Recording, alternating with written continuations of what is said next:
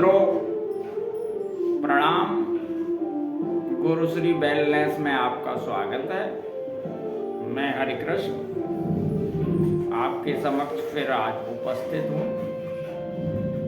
और वही अपनी पुरानी आदत बिना विषय के बहना शुरू करता हूँ और आपसे बातचीत शुरू करता हूँ। तो मैं ये आनंद की पाठशाला चलाता हूँ और सभी विषयों पे, दुनिया के सभी विषयों पे घूम फिर के अंततः मेरा मुद्दा वही है, मुद्दे से नहीं भटकता। आनंद ही विषय है मेरा असली। तो चूंकि यही मैंने पाया है और मैं जो समझता हूँ कि संसार में यही सबसे इम्पोर्टेंट है। अगर आप संसार में अपनी सारी जिम्मेदारियों को निभाते हुए, कर्तव्य कर्मों को निभाते हुए आनंद से जी लिए तो आपने सब कुछ पा लिया। जब आपकी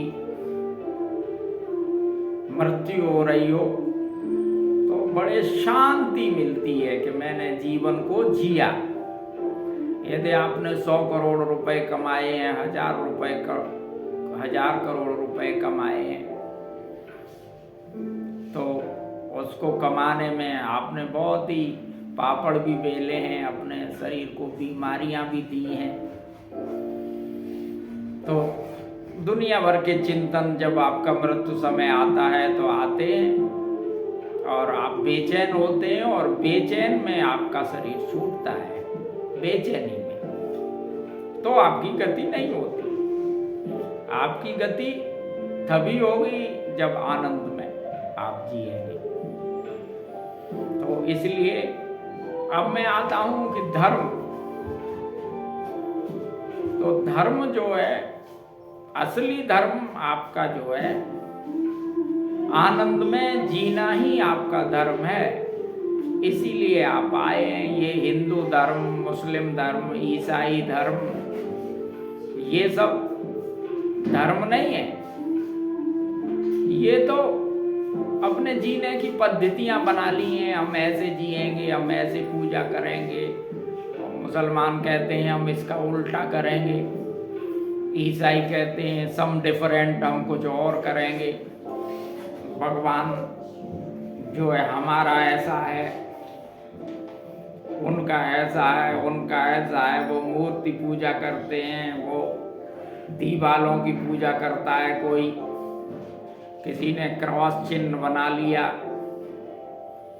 किसी ने तिलक लगा लिया, किसी ने दाढ़ी रख ली, चिन्ह बना लिए कि हम ये हैं, हम ये हैं, और फिर आपस में गुत्थम गुत्था रहते हैं। धर्म के नाम पे जितने युद्ध संसार में हुए, जितने वर्ष की मानव सभ्यता है उससे ज्यादा युद्ध यहाँ हुए। और धर्म प्रेम सिखाता है, ये सभी शास्त्र कहते हैं। तो अब ये जो है प्रेम सिखाता है, तो ये लड़ाइयाँ क्यों हो रही हैं? लड़ाइयाँ प्रेम तो सिखाता है, लेकिन प्रेम सिखाने की बजाय जब हम धार्मिक हो जाते हैं तो अहम से भर जाते हैं। तो लड़ाई होती है अहम से। लड़ाई के दो ही कारण हैं, एक तो अहम, ईगो, मैं सबसे अच्छा हूं, और दूसरा डर। भाई हम हिंदू हैं और हम सोच रहे हैं कि मुसलमान हमारे लोगों को हिंदू जो है क्या कहते हैं, मुसलमान न बना लें। तो इस तरह से दिक्कत पैदा होती है। ये डर लगा रहता है कि हमारा धर्म परिवर्तन न कर लें, ये कर लें। तो ईगो और भय एक दूसरे से डर के, ये चीजें आपस में लड़ाइयाँ पनपती हैं। और ईगो से लड़ाइयाँ पनपती हैं। तो जिंदगी में अगर ये धर्म लड़ाइयाँ दे रहा है, ऐसा धर्म नहीं चाहिए। हम धर्म ऐसा चाहिए जो आनंद दे, हमको प्रेम दे, हमारी गति कराए। तो इसलिए आनंद ही हमारा धर्म है और कुछ नहीं। चाहे आप हिंदू हो, मुसलमान हो, ईसाई हो, पारसी हो, इससे कोई लेना देना नहीं है। ये कोई धर्म वर्म नहीं है, ये तो पद्धतियां हैं अपने जीने की, इनमें कोई दो राय नहीं है। तो इसलिए धर्म, इस धर्म को मानो। मनुष्य का जो धर्म है वो यही धर्म है कि वो आनंद से कितना जी ले तो वो धर्म को धारण कर जाता है। तो गीता में कृष्ण ने एक जगह कहा है कि स्वधर्मे निधनम श्रेया परधर्म भयावह। अपने धर्म में मर जाना श्रेयस्कर है और दूसरे के धर्म में जाना भयावह, भय से भरा हुआ है। इसका कारण लोगों ने अपने तरह तरह के अर्थ कर लिए। तो इसका अर्थ ये हुआ स्वधर्म है, अपना धर्म, अपने जीने का जो धर्म है, आनंद का जो धर्म है, इसमें आनंद लेते लेते, आनंद से जीते जीते मरना भी बढ़िया है। लेकिन दूसरे का जो धर्म है अदला बदली, दूसरे का धर्म कौन सा? न जीने का धर्म। जैसे पैसे के पीछे भाग गए, भागते चले गए, सबरा शरीर खराब कर लिया, पैसा भी मिला, बाद में कोई फायदा नहीं हुआ, तो उसमें वो भयावह हो गया ना आपके लिए। पहले तो आपको नहीं लगेगा, बाद में भयावह लगेगा। तो इसलिए परधर्म का मतलब है जैसे कोई पैसे के पीछे भाग रहा है, कोई स्त्रियों के पीछे भाग रहा है, कोई पद के पीछे भाग रहा है, तो वो उसकी दौड़ में शामिल होना आपके लिए भयावह है। अपनी दौड़, अपनी स्थिति देख लो, अपनी परिस्थिति देख लो और अपनी वृत्ति देख लो, अपनी प्रवृत्ति देख लो। उसके बाद जो डिसीजन हो उस रास्ते पे चलो और आनंद से चलो। क्या जरूरत है दूसरे के रास्ते चलने में? तो अपना जो आनंद का धर्म है, जो मेरे लिए जो आनंद का धर्म है, वो आपके लिए नहीं हो सकता। हो सकता है आपको आनंद जो है अलग तरीके से आए। तो इसलिए ये जो आनंद का धर्म है, कृष्ण ने इसके बारे में कहा कि जो है आपके क्या कर्तव्य कर्म है, दूसरे के अलग कर्तव्य कर्म है। तो उसको अपने कर्मों में करते मजा आएगा कि उस अपनी वृत्ति प्रवृत्ति उसकी अलग है, तो उस हिसाब से वो चलेगा, उसे वैसे आनंद आएगा। मैं इस हिसाब से चलूंगा और मैं आपके रास्ते चलूंगा तो मुझे मजा आएगा ही नहीं, मैं आनंद से भरूंगा ही नहीं, आनंद से भरूंगा नहीं तो मेरे लिए भयावह है, मेरी सदगति होगी ही नहीं। तो ये है धर्म का मतलब है धारण करना, अपनी वृत्ति प्रवृत्ति स्थिति परिस्थितियों को देखकर और अपने हुनर को देखकर जो मैंने डिसाइड किया है वो मेरा धर्म है, उस पर मैं चलूंगा, उस पर आनंद आएगा। और दूसरे का देख के मैं चलूंगा कि अंबानी तो बहुत पैसे वाले हैं, मैं भी ऐसा ही हो जाऊं, तो मेरे लिए वो भयावह हो जाएगा।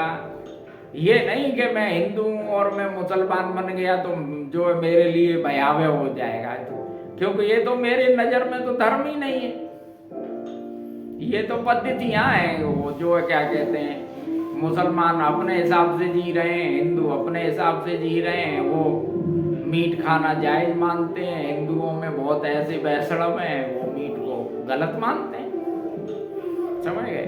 तो इस तरह से खान पान रहन सहन के हिसाब से अब मुसलमान धर्म जो है उपजा अरब में, तो उनका अलग अपना सिस्टम है।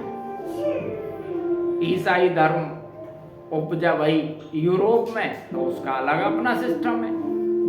तो वो जो है भौगोलिक स्थिति के हिसाब से अपने अपने कल्ट जो डेवलप हुए उनको धर्म मान लिया गया। धर्म ये नहीं है, धर्म निजी चीज है। जैसे अभी मैंने बताया कि जो मेरा हुनर है, जो वृत्ति प्रवृत्ति है, उस हिसाब से मैंने अपना डिसाइड किया कैसे चलना है। धर्म निजी चीज है। जैसे मुझे हारमोनियम बजाने में मजा आता है, तो ये जरूरी थोड़ा ही आपको भी मजा उसमें आए, नहीं आएगा। आप अपना डिसाइड करो, कोई गुरु थोड़ा ही डिसाइड कर सकता है। गुरु के बस की बात नहीं है, वो तो अपनी चीजें थोपने लगेगा, सो ही हो रहा है। गुरु लोग अपनी चीजें थोपते हैं। अभी एक महाराज जी हैं, नाम लेके क्या फायदा। अब उनकी कथा बता चल गई, खूब पैसा इकट्ठा कर लिया, अब वो सबको दवाएं बताने लगे। बताओ भाई, तुम कौन से वैद्य हो, तुमने जो है कौन सा आयुर्वेदा पढ़ा है, दवाएं बता रहे हैं सबको। मतलब आपने धन इकट्ठा कर लिया तो आप बहुत बड़े विद्वान हो गए। आप कथाएं कह कह के पैसा इकट्ठा कर लिया, तो अब आप बड़े विद्वान हो गए, क्योंकि उनके फॉलोअर्स हैं, तो सबको अपनी चीजें थोप रहे हैं। रामदेव जी थे, योगा सिखाते सिखाते वो दवाइयों की कंपनियां चला दी। बताओ तुम कौन से वैद्य हो जो दवाइयां चला रहे हो। वैद्यों का काम वैद्यों को करने दो, अपना योगा सिखाओ। नहीं, जैसे ही आप पॉपुलर हो जाते हैं, आपके पास जैसे ही धन आ जाता है, आप जो है क्या कहते हैं, एकदम बहुत बड़े विद्वान हो जाते हैं। संसार में कोई इतना बड़ा वैद्य नहीं है, समझ गए। आप बहुत बड़े वैद्य हैं, आप बहुत बड़े ज्ञानी हैं, और बस आप गुरु हो गए और आप लोगों को उल्लू बनाने लगे। और वैसे भी कोई भी फार्मूला अपनी वृत्ति प्रवृत्ति के हिसाब से ही चलता है।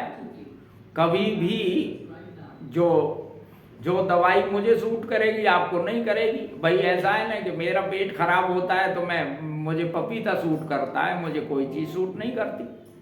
तमाम न त्रिफला सूट करे, न ईसबगोल सूट करे, न कैस्टर ऑयल सूट करे।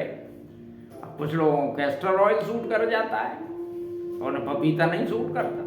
तो अपना अपना वृत्ति प्रवृत्ति और जो है क्या कहते हैं, बात पित्त कफ जो होते हैं, जो दोष शरीर के, उनका कोठा, उसके हिसाब से दवाई सूट करती है। अब एक ही दवाई पे ले जा रहे हैं आजकल फेसबुकिया लोग, जो है यूट्यूब पे चलने वाले, एक ही फार्मूला सबके लिए, ये रामबाण है, ये रामबाण है, पता कुछ है नहीं, खुद तो मरे जा रहे हैं। मुंह तो देखो इनके, क्रीम लगा लगा के आ रहे हैं, समझ गए।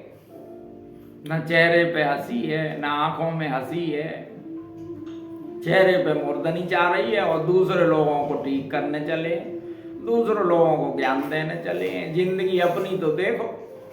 बच्चा दारू पी के शाम को घर में घुस आता है और जो है धमकाता है रोज, और दूसरे को ज्ञान देने चले। तो ये चल रहा है ना सब। जो अपने आप को बहुत तुर्रम खां समझते हैं और जो है टीवी पे आके आपको ज्ञान बताते हैं, कोई वैद्यगिरी का, कोई किसी का, उनके घर देख लो जाके। जो न्यूमरोलॉजी और एस्ट्रोलॉजी तुमको बताते हैं, उनके घर एक दिन जाना और गहराई से जान लेना, अध्ययन कर लेना क्या हालत है उनकी। उन ज्ञानियों के लड़के शराबी हो रहे हैं,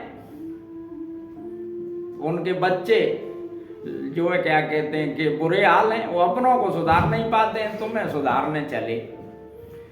तो ठीक है, ये कहते हुए अब अपनी बात को समाप्त करता हूँ और सबको प्रेम